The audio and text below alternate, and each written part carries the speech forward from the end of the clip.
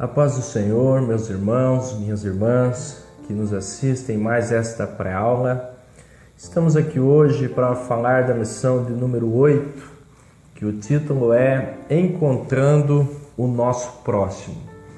Esta lição tem como base a parábola do bom samaritano. O texto áureo está em Marcos, capítulo 12, e o versículo 33, que diz assim: E que amá-lo de todo o coração, e de todo entendimento, e de toda a alma, e de todas as forças, e amar o próximo como a si mesmo, é mais do que todos os holocaustos e sacrifícios. A verdade prática diz: amar ao próximo inclui amar até mesmo aqueles que nos aborrecem, pois encontramos em Deus o maior exemplo de que tal amor é possível. A leitura bíblica em classe, ela está em Lucas capítulo 10, versículo 25 até o versículo de número 37. É importante que você, ao assistir essa pré-aula, leia esta referência bíblica para que você tenha conhecimento, tenha noção do que estamos falando aqui hoje. O objetivo geral da nossa lição é traduzir os ensinamentos aprendidos nesta aula em prática na realidade. Os 3 objetivos específicos são: primeiro, interpretar a parábola do bom samaritano. Segundo, reafirmar que a compaixão e a caridade são intrínsecas à fé salvadora. E o terceiro objetivo específico, conscientizar de que o nosso próximo é qualquer pessoa necessitada. Então hoje falaremos sobre a parábola do bom samaritano.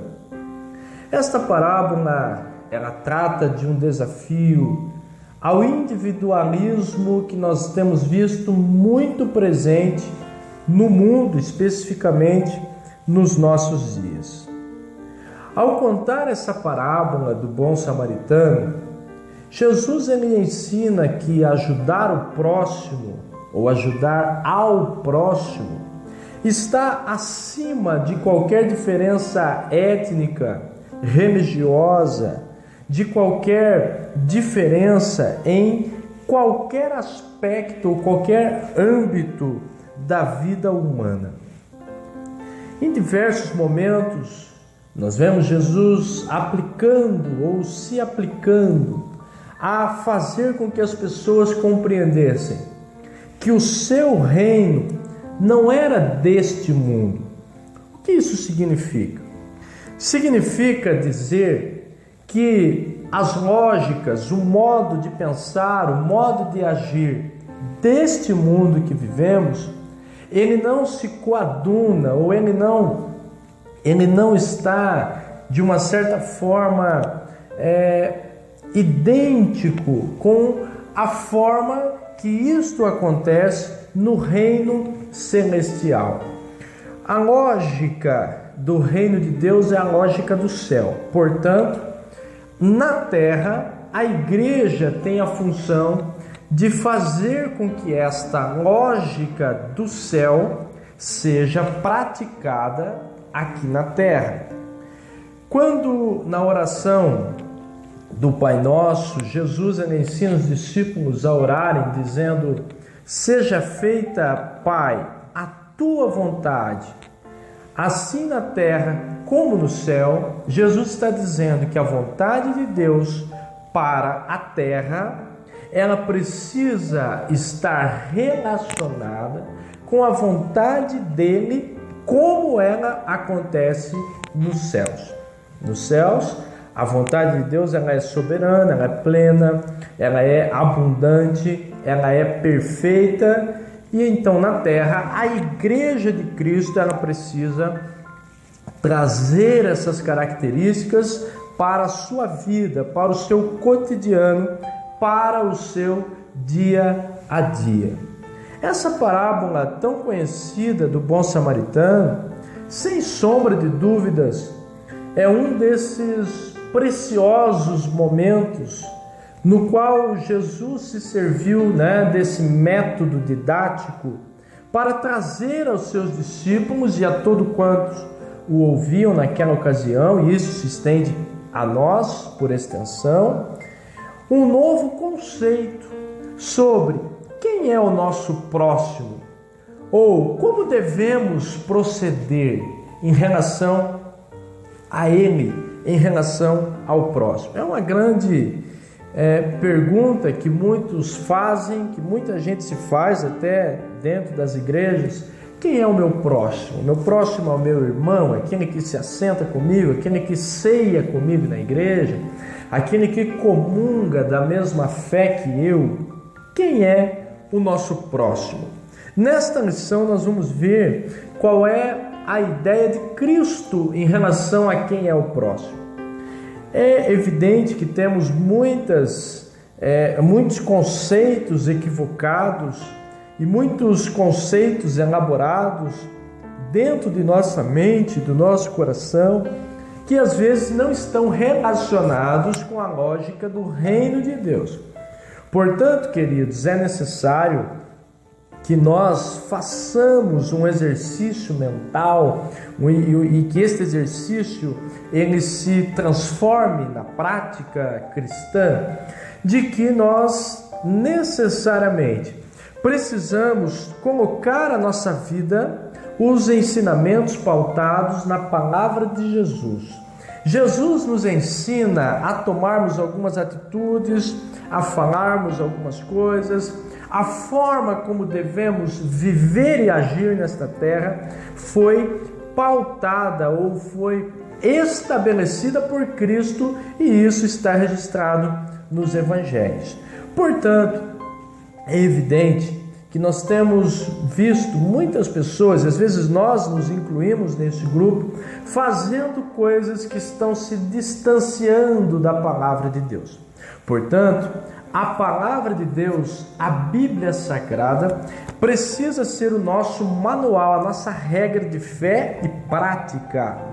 O que isso significa? Significa que eu não posso querer pegar uma situação que eu estou vivendo e tentar de alguma forma encaixar na Bíblia esta situação. Não, eu tenho que ler a Bíblia e ver o que Cristo me ensinou e aplicar isto que Ele me ensinou dentro da minha vida. Não são as minhas práticas que devem se encaixar ou que devem procurar um respaldo no texto bíblico, mas o texto bíblico é que tem que ser introjetado em mim, em você, em qualquer um que professe a fé cristã, para que desta forma nós tenhamos a consciência de que nossas atitudes elas devem ser totalmente bíblicas. E desta forma, nós entraremos no primeiro tópico, que é a interpretação da parábola do bom samaritano. O item de número 1 desse tópico, ele traz o título Uma Parábola com Diversas Interpretações.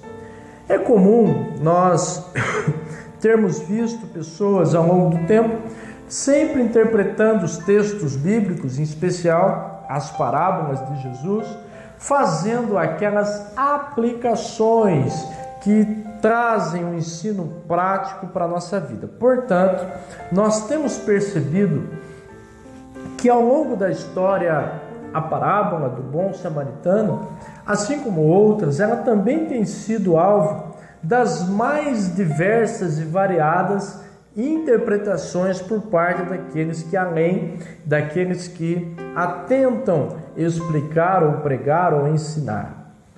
Muitas dessas formas, dessas interpretações se tornaram conhecidas e famosas devido à intensidade com que foram ensinadas ao longo do tempo.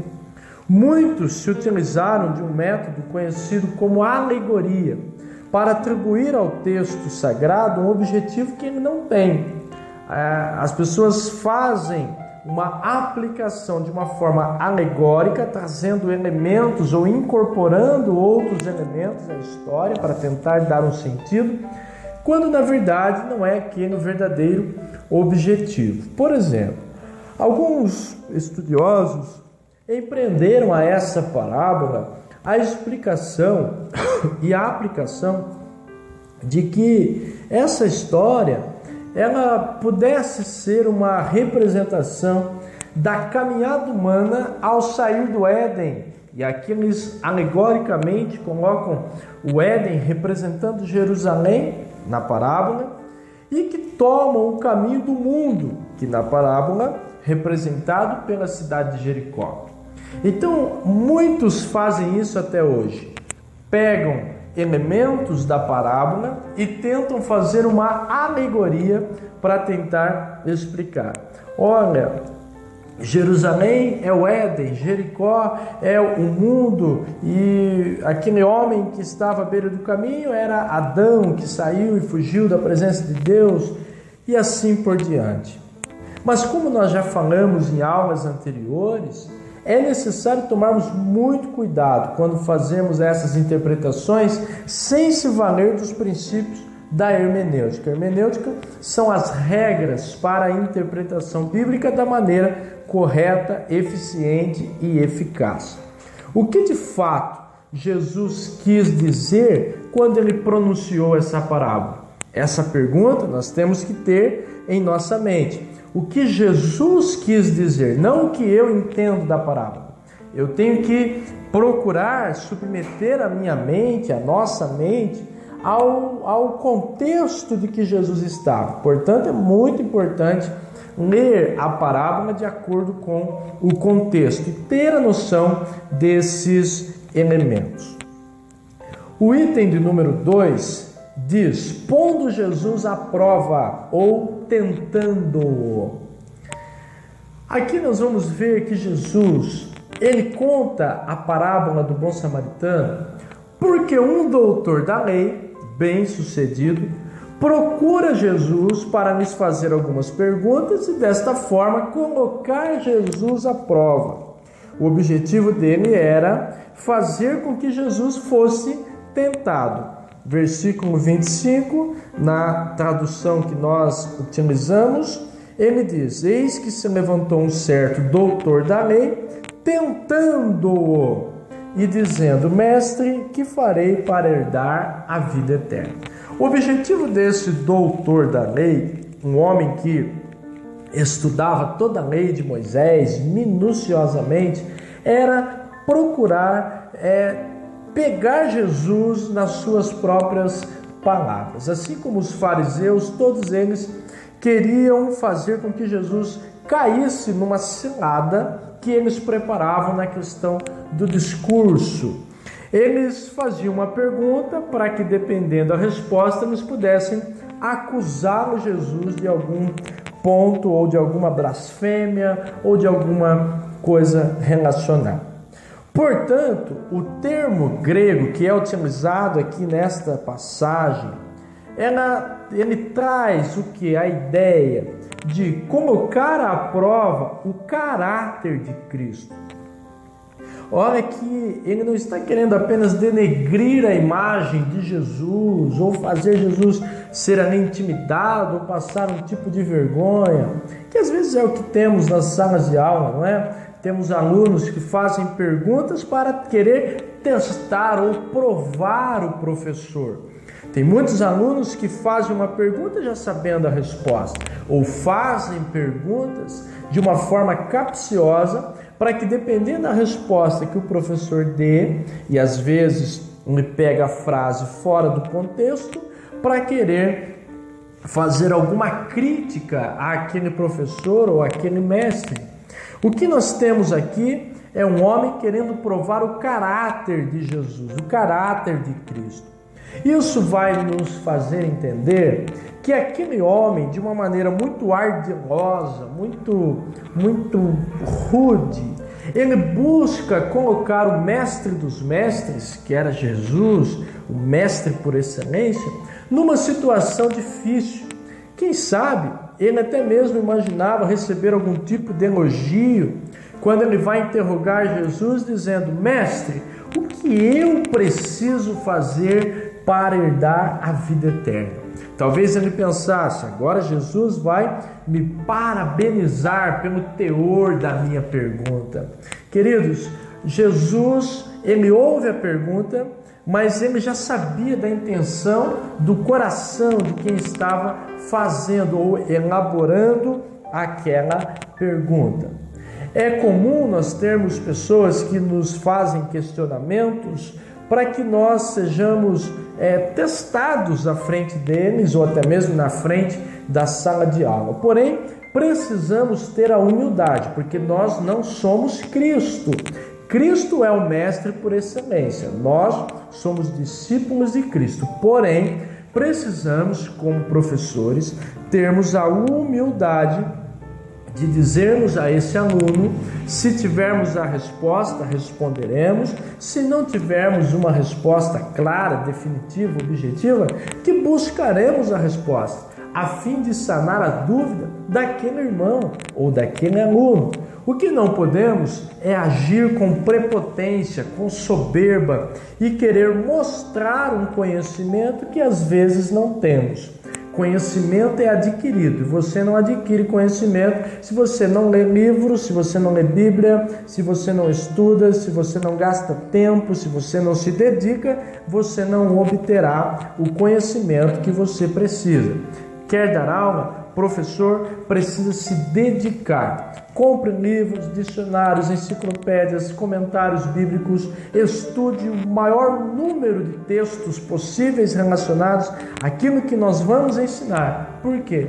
Para que nós tenhamos condições de trazer da forma mais objetiva e clara possível o ensinamento de Cristo na sua essência, o que de fato Jesus quis ensinar, o que de fato Jesus estava falando. O item de número 3, o título é: como lês? É uma pergunta. Após ouvir a pergunta do doutor da lei acerca de como ele deveria agir para herdar a vida eterna, Jesus respondeu com outra pergunta.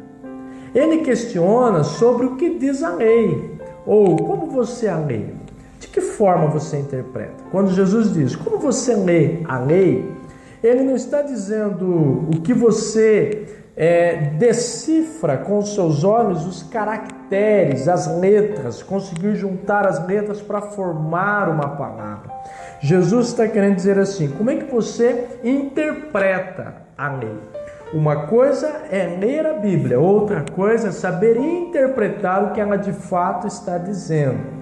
E a pergunta de Jesus é esta: de que forma você interpreta os mandamentos que você tem lido, que você tem estudado? Lembrando que aquele doutor da lei era um homem que se dedicava exclusivamente para estudar de forma minuciosa, detalhada, a lei de Moisés, ou aquilo que Jesus ele vai trazer uma nova forma de olhar para a interpretação daquela lei mosaica. Ao perguntar sobre o conteúdo do mandamento, Jesus não questionou aquele doutor para ver se ele conhecia o mandamento. Ou seja, a pergunta de Jesus demonstra um interesse na forma particular de interpretação do mandamento por parte daquele homem. Ou seja, quando Jesus pergunta como você interpreta a lei, Jesus não está dizendo que a lei pode ser interpretada da forma como cada um quiser. A Bíblia não pode ser interpretada como cada um bem entender. O que Jesus está querendo trazer à tona é como você, doutor da lei, tem interpretado esses mandamentos que você tem estudado. Qual é a forma que você enxerga ou que você entende estar correta a interpretação que você faz? Jesus, ele quer saber como o doutor da lei lê, como ele interpreta e de que forma ele olha para o mandamento. O homem não compreende e, não tendo essa compreensão, ele se limita a responder a Jesus apenas recitando um mandamento, tal como estava escrito na lei. E ele vai dizer: amarás ao Senhor teu Deus de todo o teu coração, de toda a tua alma, de todas as tuas forças, de todo o teu entendimento, e ao teu próximo como a ti mesmo. Ele apenas recita o que estava escrito na lei de Moisés e fala ali para Jesus. Quando Jesus percebe que esse homem conhecia muito bem o texto, a ponto de recitá-lo, ele então o chama para a prática. Para Jesus não bastava aquele doutor saber apenas o conteúdo do mandamento. Antes, cabe a Jesus e interessa a Jesus o quê? Mostrar a esse homem a importância dele saber interpretar corretamente, mas muito mais importante do que isso, colocar esse mandamento em prática, em ação, em evidência na sua vida. Por isso Jesus vai responder da seguinte forma: faz isso e viverás e terá a vida. O item 4 diz a questão principal. Qual é a questão principal desta parábola? Olha, veja que não satisfeito, o doutor da lei quer saber de Jesus quem seria o seu próximo. Ele cita o mandamento, mas agora ele pergunta: mestre, mas quem é o meu próximo?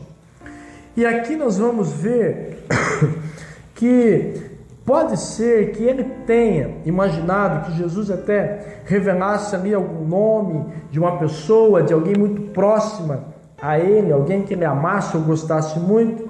Quem sabe ele até mesmo imaginou que Jesus fosse dizer que o próximo seria aquele que faria o bem a ele, mas não é isso que Jesus vai responder.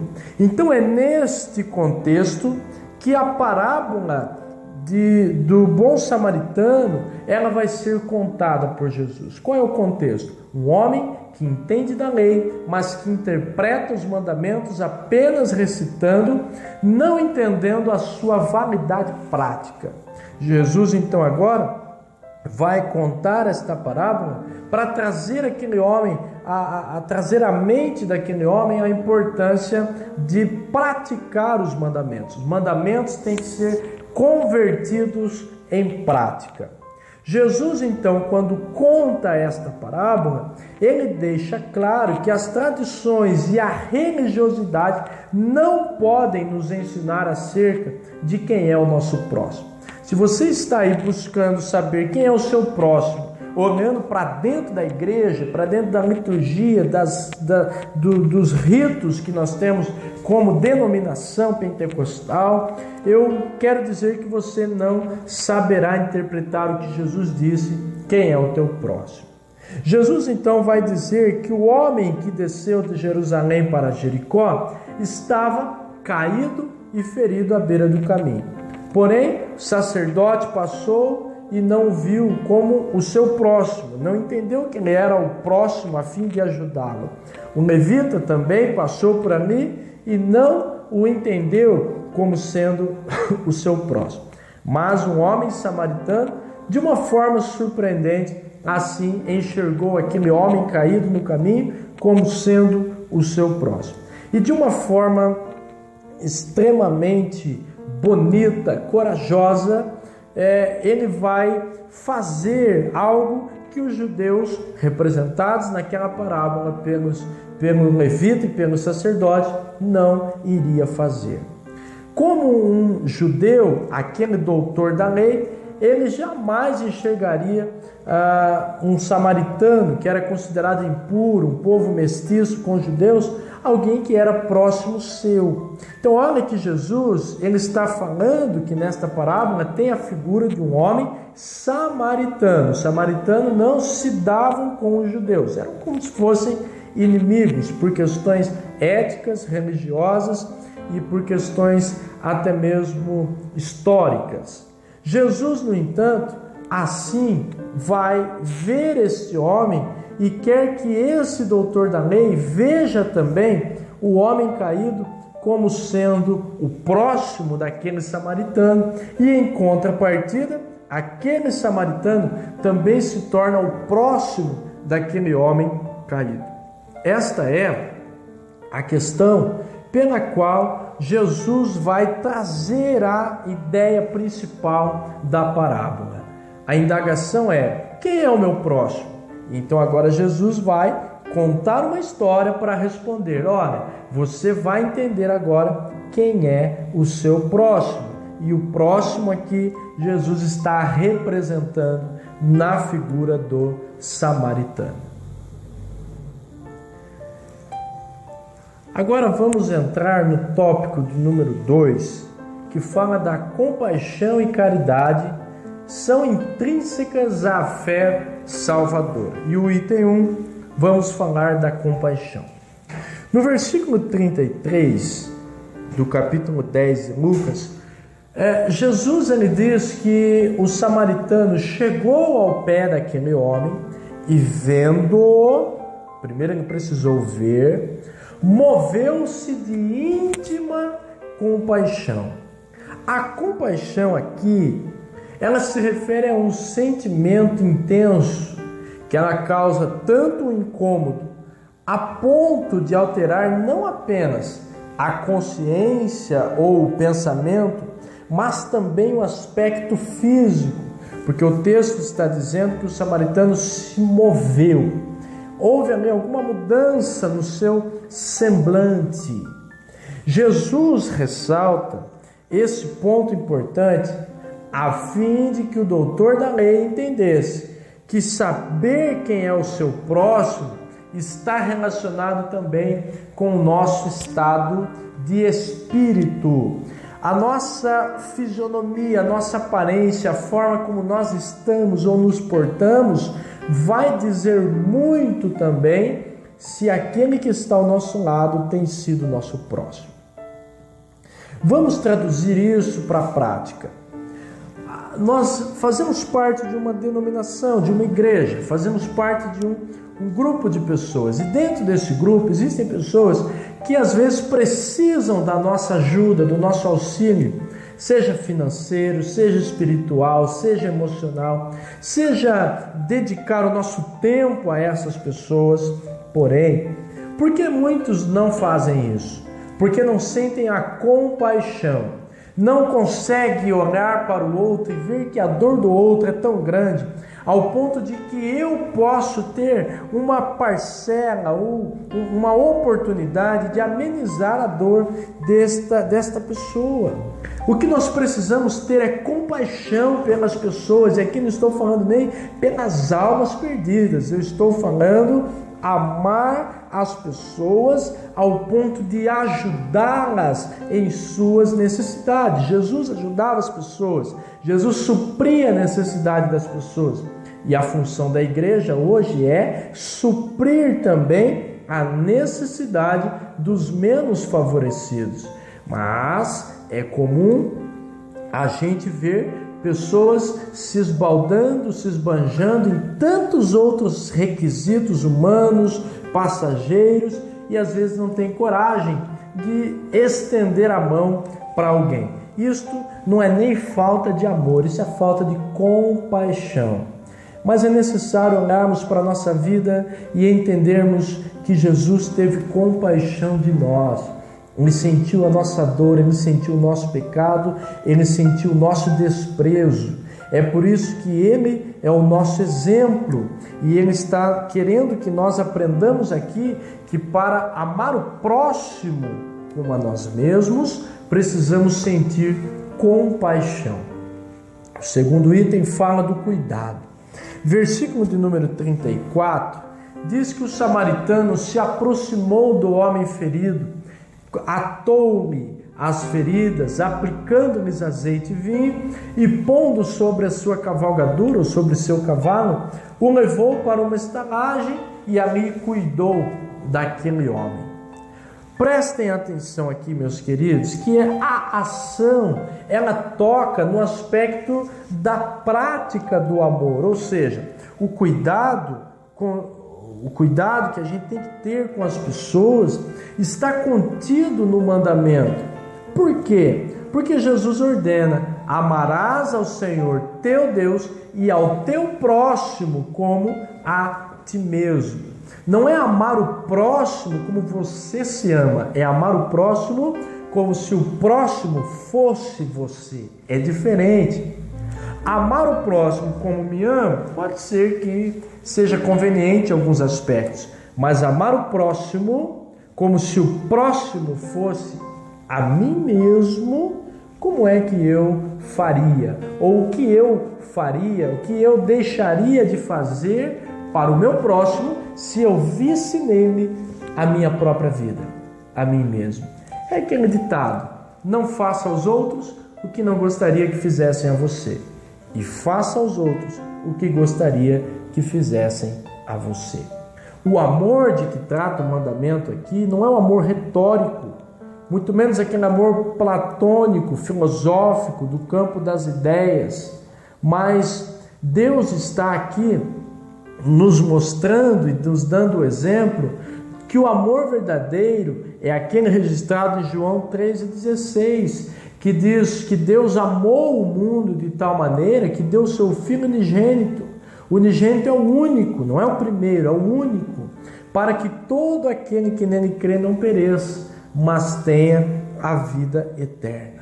A expressão grega utilizada por João nesse versículo para dizer que Deus amou é a expressão agapau, que se refere ao amor prático, um amor que se comove, que se compadece, que sente a compaixão, um amor que se enche desta compaixão para transformar em ação aquilo que a pessoa do outro lado precisa.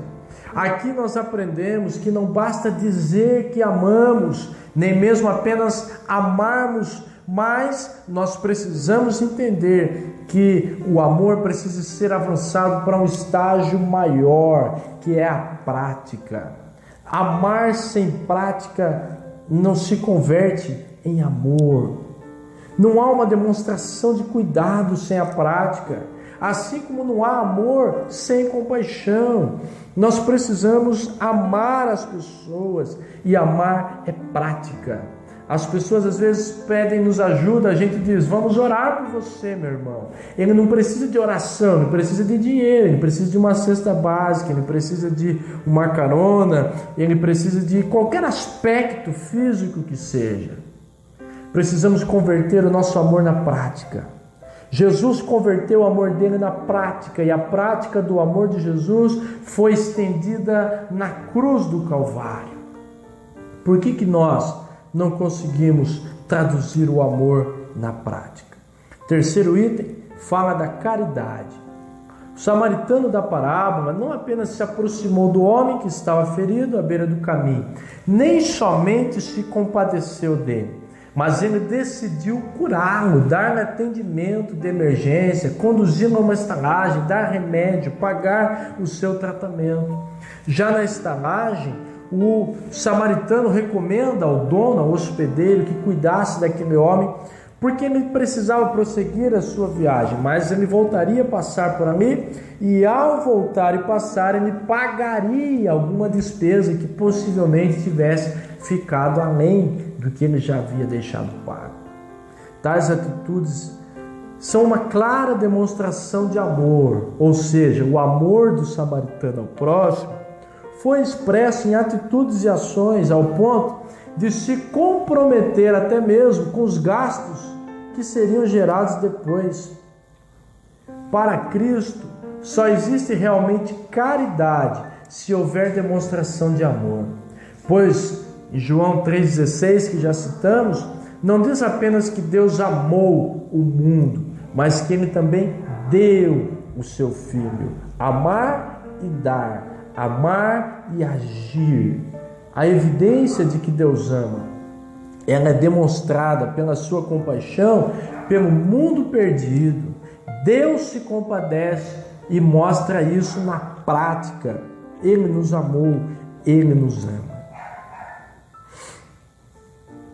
O item de número 3 fala, tópico número 3, melhor dizendo, diz: o nosso próximo é qualquer pessoa necessitada. O item 1 diz: o próximo. A pergunta daquele doutor da lei é: Senhor, mas quem é o meu próximo? Na parábola, quem se fez próximo do homem ferido foi uma pessoa que o doutor da lei teria como completamente indigna de receber a sua atenção, o seu cuidado, visto que judeus e samaritanos, que já falamos aqui, nutriam um recíproco sentimento de desprezo e de quase ódio. Não havia para aquele doutor da lei um exemplo mais doloroso para Jesus utilizar naquela parábola, a não ser a figura de um samaritano. Isso fica demonstrado quando, ao final da narrativa, Jesus pergunta para o doutor da lei: qual dos três, levita, sacerdote e o samaritano, havia sido próximo daquele homem que foi espancado pelos ladrões? E o doutor da lei se limita a responder: o que usou de misericórdia. Ele nem ao menos cita a expressão samaritano. Ele não tem coragem de dizer o samaritano foi o próximo daquele homem, porque ele não queria admitir que um inimigo seu fosse o próximo daquele homem. Mas mesmo assim, a palavra de Jesus, visando responder essa pergunta inicial, foi que o doutor da lei fizesse o mesmo. Olha, vai, faça o mesmo. Da mesma forma, queridos, nós devemos colocar em prática o amor que afirmamos ter a Deus sobre todas as coisas e ao nosso próximo, pois só assim fazendo estaremos aptos a obter a vida eterna. Infelizmente, nos tempos de Jesus, a hipocrisia humana que faz com que os homens conhecedores não sejam praticantes do próprio conhecimento já estava bem presente na sociedade judaica. Os fariseus são o símbolo maior da hipocrisia nos tempos de Jesus. Pregavam, estudavam, ensinavam, falavam, mas não faziam, não atribuíam na prática o que aprendiam nas leituras, nos estudos. Por isso Jesus teve diversos embates, diversos debates com esses doutores da lei. O item de número 2, ajudar ao próximo não salva, mas é algo que deve ser feito por quem é salvo. Jesus não está afirmando nessa parábola que as boas ações ou as obras feitas pelos homens trariam a salvação. Não é isso que Jesus está ensinando. Jesus apenas está respondendo à pergunta que tinha sido formulada pelo mestre da lei, pelo professor da lei, pelo professor da Bíblia, o professor de teologia. E é importante salientarmos que fazer obras de caridade não leva ninguém a ser salvos. Efésios 2, 8, 9 diz que a salvação vem pela graça sois salvos por meio da fé, isso não vem de vós, é dom de Deus, é um presente de Deus a vocês não mereciam, mas Deus por sua bondade traz e concede a vocês a graça da salvação. Contudo, os verdadeiros filhos de Deus são feitos para as boas obras, isto é, as realizam de forma natural. Tiago vai escrever sobre isso, Paulo, Efésios capítulo 2, versículo 10, também vai falar acerca disso. Então, o que Cristo nos mostra, o que Ele está mostrando ao mestre da lei e extensivamente a nós, é que uma pessoa sincera soluciona facilmente essa questão que aos olhos daquele homem parecia tão complexa.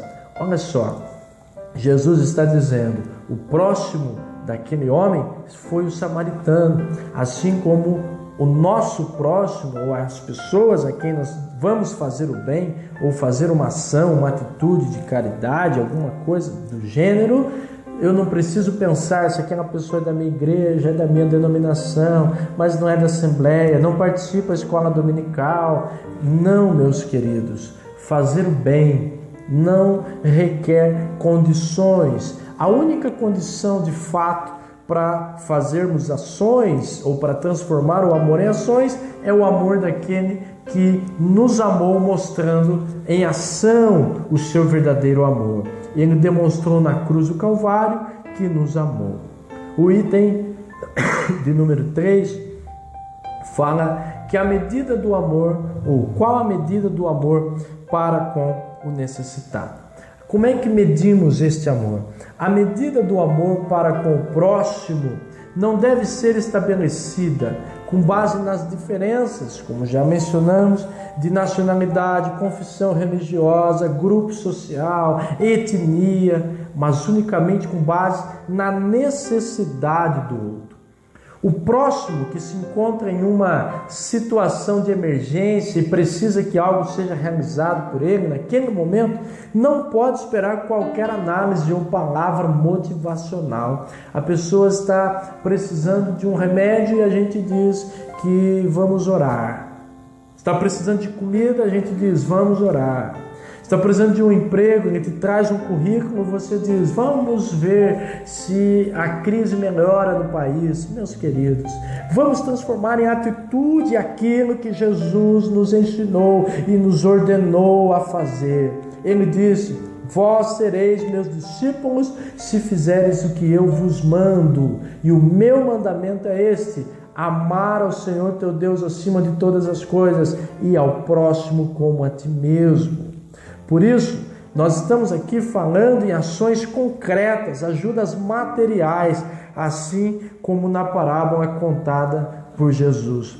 O samaritano não orou, o samaritano não ficou intercedendo, o samaritano não ficou filosofando, o samaritano agiu. Ele não queria saber quem era o homem, quem o bateu, quem o espancou, por que estava daquele jeito. Ele simplesmente agiu. E é isso que nós precisamos resgatar na igreja cristã. Precisamos resgatar pessoas com a consciência de agir. O evangelho é transformado em prática. Querido, se você como professor, se os alunos da tua classe, se os irmãos da tua igreja, eles estão parados, estagnados, apenas se restringindo a assistir um culto dominical, a 2 cultos na semana, a fazer a sua liturgia, tomar a Santa Ceia, fazer a sua oração matinal, eu lamento informar, nós estamos vivendo uma igreja hipócrita. Uma igreja que está fazendo aquilo que não deveria ser feita. Porque o item de número 4 diz quem é o próximo, sendo o próximo. O doutor da lei havia perguntado quem era o próximo dele. Mas Jesus, na sua resposta, lhe faz uma pergunta inversa. Ou ele diz, ao invés de perguntar quem é o meu próximo, se pergunte de quem eu devo ser o próximo. Quem é que está caído à beira do caminho precisando de mim? Quem é que precisa de uma palavra da minha boca? Quem é que precisa ouvir uma mensagem de motivação, de ânimo para se levantar da condição espiritual que está caído? Quem é o meu próximo? Quem precisa de mim? Não esperar pessoas bater na minha porta, mas eu devo ir bater na porta das pessoas, fazer o bem, estender a mão, dar uma cesta básica, dar dinheiro, dar assistência espiritual, assistência médica, assistência em todos os aspectos. A questão aqui colocada pelo doutor da lei não continha nenhum interesse ou compromisso em ajudar de verdade. Vocês acham que esse doutor da lei estava querendo perguntar a Jesus quem é o meu próximo para que eu possa ajudá-lo? Pelo contrário, mas a indagação de Jesus força ele a pensar acerca dessa obrigação. Então, ele quer saber quem é o próximo, porque ele quer apenas ter uma questão ali moral, ficar bem com Jesus, que era o mestre dos mestres. Mas Jesus diz assim, você conhece o mandamento, você sabe que deve amar o próximo, mas a pergunta é, não se pergunte quem é o teu próximo, mas pergunte de quem você pode se tornar o próximo. De acordo com os ensinos de Jesus, o que fica claro aqui é que o próximo trata-se de qualquer pessoa que se aproxima de outras com amor verdadeiro e generoso, sem levar em conta diferenças religiosas, culturais e sociais. Jesus vai retomar a pergunta inicial daquele homem e vai concluir dando uma resposta inesperada. Porque o caminho proposto por ele é pautado no amor, com demonstrações práticas para com todos os homens.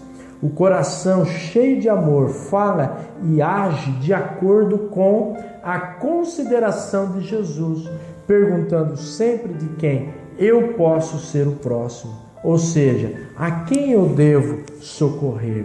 Precisamos resgatar na igreja. Nós precisamos socorrer as pessoas. Precisamos estender as mãos. Independente se elas virão à nossa igreja, se elas frequentarão o nosso culto, se elas aceitarão a Cristo na nossa denominação. Fazer o bem é algo que está relacionado com o reino de Deus. A lógica do reino de Deus é fazer o bem aqui, para que as pessoas, independente de quem elas sejam ou de que maneira elas estejam, elas sejam assistidas nas suas necessidades. Queridos, orem para que Deus te dê amor, compaixão, ousadia para transformar as suas práticas ou as suas leituras bíblicas no seu cotidiano em ações, em práticas, transformadas em bênção. Seja um abençoador de pessoas. Não seja apenas aquele que apenas suga, apenas absorve dos outros, mas estenda a sua mão, plante, semeie, porque um dia certamente você colherá os frutos daquilo que você tem plantado. Vamos amar sem preconceitos, amar sem estigmatizar as pessoas, amar sem colocar um rótulo nas pessoas, mas vamos amar porque Cristo nos amou, sendo nós ainda pecadores, sendo nós ainda falhos, errados, tortos, podres, sujos. Ele nos amou e nos deu uma condição viva e uma nova esperança. Vamos amar. O bom samaritano nos ensina a amarmos além de qualquer coisa. Que Deus em Cristo nos abençoe e que tenhamos uma excelente aula para a glória de Deus.